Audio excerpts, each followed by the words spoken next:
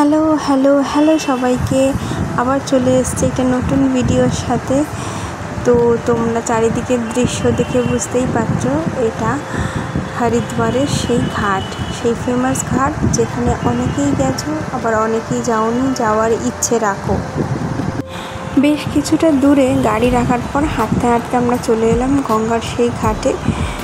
তো দাসেরা দেখার খুব ইচ্ছে ছিল, কিন্তু দাসেরা দেখা আর গঙ্গার ঘাটে থাকা একসাথে হতো না, কারণ দাসেরাটা একটু দূরে অন্য একটা মাঠে হচ্ছিল। কিন্তু এখান থেকে সেই বাজি ফাটানোটা দেখতে পেয়েছি আমরা। এখানে আসার পর চারদিকে ঘন্টার আওয়াজ, পুজো, বিভিন্ন লোকেদের, পরিবেশটা এত ভাল লাগছিল, ঠিক এক্সপ্রেস করতে পারছি না, কিন্তু কোনোভাবেই এখান থেকে যেতে ইচ্ছে করছিল না। আর আমি ততক্ষণে ঘুমিয়ে পড়েছি বলে মাম্মা আমাকে কোলে নিয়ে সিঁড়িতেই বসছিল, দাদু দিদাও সঙ্গে বসছিল, আর পাপা ঘুরে ঘুরে এই চারদিকের ভিডিওগুলো তুলছিল। বিভিন্ন মন্দিরে তখন পূজা অর্চনা আরাধনা হচ্ছে, আর বিভিন্ন কাঁসরের ঘণ্টা, সন্ধ্যা আরতি সব কিছুই চলছে চারদিকে। ছোটো ছোটো অনেক মন্দির এখানে চারদিকে, বাকিরাও অনেকে বসে সেই সন্ধ্যার দৃশ্যর মজা নিচ্ছে। জলটা প্রচণ্ড ঠান্ডা, পা ভিজিয়েছি আমি, মাম্মাম, কেউ চান করিনি যদিও। পাপা তো সকালেই চান করেছিল, তোমরা দেখেছো আগের ভিডিওতে। সন্ধ্যেবেলা প্রচুর ফ্যামিলি সেখানে চান করছিল এবং সব রকম বয়সের লোকেরা, তোমরা ভিডিওর মধ্যে একটু একটু দেখতে পাবে।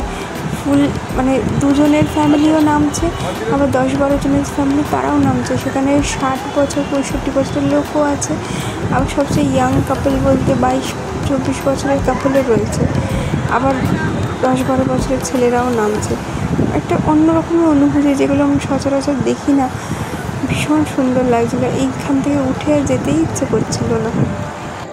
বেশিরভাগ টাইমটাই আমি ঘুমোচ্ছিলাম, সেই জন্য এই দেখো মা আমাকে নিয়ে বসে আছে ব্যাগপত্র নিয়ে, খুব একটা এদিক ওদিক ঘুরতে পারিনি। পাপা অনেক ঘুরেছে। আর অক্টোবর মাস বলে বেশ ঠান্ডা ঠান্ডা হাওয়া দিচ্ছিল, দারুণ লাগছিল। যতক্ষণ আমি ঘুমিয়েছি ততক্ষণই মাম্মা পাপার শান্তি ছিল। যেই উঠেছি, ঘুম থেকে উঠেই জলে নামবো, আর আমাকে দেখে কি ঘুম থেকে উঠেই জলে পা ভেজাবো। আর বাবা মা যতই বোঝায়, দাদুদিরা যতই বোঝায়, আমি আমার জিদেই অটল যে আমি নামবো মানে নামবো। তারপরে পাপা নিয়ে গেল খুলে, ঠান্ডা লাগছে কিন্তু তবুও আমার নামা বন্ধ হয়নি, আমি আবার নামবো। আমার দিদা বসে বসে ভিডিও কল করছে ও দিদাকে, তারপর বাড়িতে করে এখানকার ভিউজ দেখাচ্ছে, সিনসিনারি দেখাচ্ছে। আর অনেক লোকই এখানে, কেউ ফটো তুলছে, কেউ ভিডিও করছে, কেউ ভিডিও কল করে দেখাচ্ছে কাউকে। এটা অন্যরকম দৃশ্য। চান করার পরে ওখানে চেঞ্জিং রুম আছে, সেখানে সিঁড়ি দিয়ে কিছুটা ওপরে উঠেই সেখানে গিয়ে তারপর ড্রেস চেঞ্জ করে আবার সবাই এসে বসছে। সবার সেই সাহস থেকে একবার বোধহয় মনেই হচ্ছিল আমার মামা বাবা যে ডুবকিটা দিলে কেমন হয়, কিন্তু সেই যে আমি হচ্ছি মহান ব্যক্তি, যার জন্য এটা কোনো কিছু করতে গেলেই 10 বার ভাবে, যদি শরীর খারাপ হয়ে যায় তখন বেবিকে গিয়ে দেখবে, তাই কিছু মনে আসলেও সেটা মনের মধ্যেই চাপা থেকে যাচ্ছিল। হঠাৎ করেই দেখছিল দূরে বাজি ফাটছে, তখন বোঝা গেল যে রাবণ বধ হচ্ছে। মানে যেদিন আমরা এই যে বসে আছি তোমরা দেখছো ছবিতে, এটা দশেরা ছিল, দশমী আমাদের বাঙালির, আর দশেরা, আর চারিদিকে বাজি ফাটার গুম গুম আওয়াজ, তার মানে রাবণ বধ হয়ে গেল। খুব বিশাল কিছু বাজি ফাটা হয়নি সত্যি কথা বলতে। মাম্মা নাকি গল্প করছিল 2010-এ যখন নৈনিতাল গেছিলো সেখানে রাবণ বধ দেখেছিল, তাও আবার পাহাড়ের কোলে। সে এক দারুণ অনুভূতি, যেমন আওয়াজ তেমন তার রাবণ বধের সেই দৃশ্য দেখার মতো ছিল। সেই তুলনায় এটা এমন কিছুই ছিল না, জাস্ট একটু বাজি ফাটানো, তার শব্দ শোনা গেল। পাপার আর মন বসে না, চারিদিকে যা নতুন কিছু দেখছে সেটাই ক্লিক করে তুলে নিচ্ছে। ওই দেখো দূরে ভিডিও তুলেছে, অনেকজন মিলে কীর্তন মতো করছে, সবাই মিলে। পাপা আমাকেও নিয়ে গেল আস্তে আস্তে ওই দিকটা, আমিও বেশ মন দিয়ে দেখছিলাম ওদের ভজন কীর্তন। গঙ্গার ধারে বসে সেই যে কি সুন্দর লাগছে শুনতে, ভজন কীর্তনের আওয়াজ আর গঙ্গার সেই দৃশ্য। জলে ভালো স্রোত আছে, কারণ যারা জলে নামছিল বড় বড় শিকল ধরে ধরেই নামছিল, মানে টেনে নিয়ে যেতে পারে যে কোনো সময়, তখন কিন্তু আর আটকানো যাবে না। যেমন পবিত্র তেমনই রুদ্র।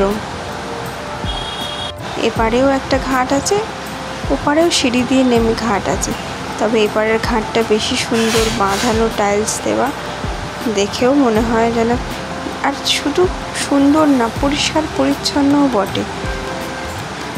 ওখানেই বসে বসে ঠিক করা হচ্ছিল কোথায় খেতে যাব। তো ব্লগে আমরাও সার্ভে করে দেখেছিলাম চটিওয়ালা বলে একটা রেস্টুরেন্ট খুব ফেমাস, তো সেখানেই আমরা পৌঁছে গেছিলাম ডিনার করতে। বেশ টেস্টি খাবার, একদম গরম গরম তন্দুর থেকে দিচ্ছে। দেখুন নামটাও দেখতে পাবেন, চটিওয়ালা বলে। বেশ, আমরাও লোকেদের ভিডিও দেখেই এসেছিলাম। খাবার বেশ টেস্টি ছিল, বেশ সুস্বাদু। এখানেও আমি বায়না জুড়লাম কিছু না কিছু চাই, গিফট নিয়ে ডিনার করে বাড়ি ফিরলাম। পরের দিন সকালে আমরা বেরিয়ে পড়েছি হরিদ্বার থেকে, এবার দেরাদুন হয়ে মসৌরি যাওয়ার উদ্দেশ্যে। দেরাদুনে আমরা সেরকমভাবে কিছু সাইট সিইং করিনি, শুধু এই ঝর্ণাটা যেটা অন দ্য ওয়েতে ছিল, কারণ সাইট সিইং করতে হলে পুরো অন্য সাইটে যেতে হতো, সেটা অনেক বেশি টাইম লেগে যেত। এমনিই বিকালে পৌঁছেছি, সেটা মেবি রাত হয়ে যেত, আর বেবিকে নিয়ে এইসব অ্যাডভেঞ্চারাস জিনিসে বাবা মা একদমই রাজি ছিল না। সুন্দর দেখো, আস্তে আস্তে আমরা যখন পাহাড়ের ওপরে উঠছি, সূর্যটা মনে হচ্ছে নিচে চলে যাচ্ছে, আর আমরা ক্রমশ পাহাড়ের আরও উপরে উঠে যাচ্ছি।